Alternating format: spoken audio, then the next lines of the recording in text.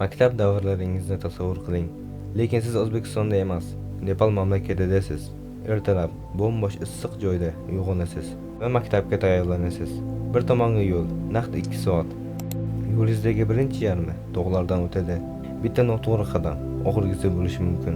Chakarak zollarda sizga chiya bo'ra, yovvoyi maymunlar, hatto yo'lbarslar hujum qilishi mumkin. Men ko'p hollarda qo'rqaman. Sirpanib ketib, jarohat olishim mumkin. Lekin bunga qaramasdan, men juda ham maktabga borishni xohlayman. Ikkinchi yarmida daryo o'tgan va daryoning ikkinchi tomoniga ko'prik yo'q. Faqatgina eski zanglagan temir savat bor. Afsuski bu ham narigi tomonda. Maktabga kech qolganingiz uchun jazbar bilan kaltaklanasiz. Bunday holda kutishdan boshqa ilojingiz qolmaydi. Toki kimdir narigi tomondan kelmagunicha. Ba'zan hech kim kelmaydi va mana shunday kunlari qaytishdan boshqa yo'l qolmaydi. Men xafa bo'laman orqaga qaytishga to'g'ri kelganda. Boshqa bolalar ko'proq narsani bilishadi. Men esa kundan kunga yomonlashaman. Bir kun omadingiz keldi. Savat siz tomonda. Tengdoshlaringiz bilan chiqasiz va yarim yo'lga kelganda savat to'xtaydi. Qolganiga qo'llar harakati bilan o'tishga to'g'ri keladi. Eskirgan harom arqonlar qo'llaringizni shilishi, yara qoldirishi mumkin. Bu bilan bir vaqtda savatni juda ham qattiq ushlashingiz kerak. Daryoga tushib ketgan bolaga bunday qattiq oqim hayotga hech qanday imkon qoldirmaydi. Juda ham og'ir mehnat qilib, nihoyat daryodan o'tib olasiz. Avtobusga ham pulingiz yo'q. Biror bir yaxshi odamni tutasiz va yarim soatli yo'ldan keyin maktab stulida charchagan holda o'tirasiz. Ba'zi bolalar qandaydir orzusi uchun o'qishda o'ziga motivatsiya topadi. Men katta bo'lganimda uchuvchi bo'lmoqchiman.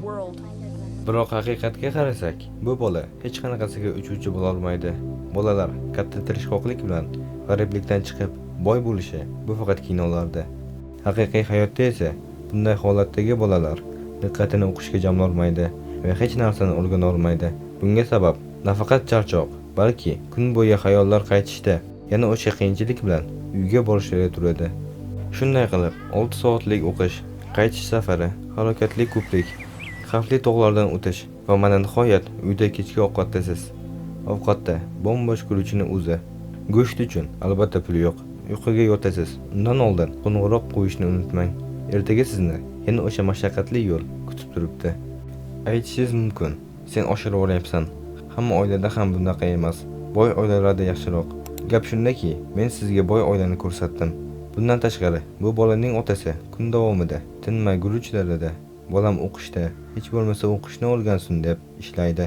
Shunday qilib bu bolada hech bo'lmasa yaxshi kelajakka qandaydir umid bor. Mana sizga kambag'alroq bersa esa, bu bolaning ismi Arvin. Yoshi 11da, bundan 4 yilida g'isht ishlab chiqarish korxonasida ishlagan. Hafta davomida necha kun ishlaysan? 7 kun. Har kuni-ya? UNICEF statistik ma'lumotlarga qaraganda, g'isht korxona ishchilarining 10% Arvindga o'xshagan bolalar. Bu bolalarga ochiq tanlov berishgan.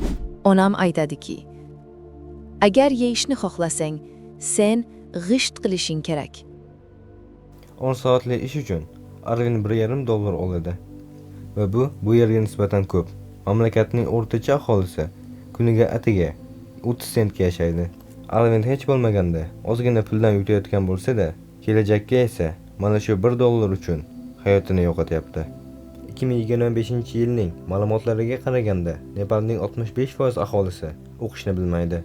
Arvin ham o'rganmaydi va yaqin tez orada sanoat tutuni, sifatsiz oziq-ovqat va ichimlik suvi, shuningdek jismoniy va ruhiy zarbalar bu bolani hayoti davomida yaxshi narsani ko'rmasdan tugatadi.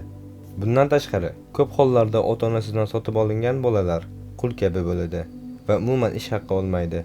Masalan, mana bu bola kabi. Buni bir tasavvur qiling.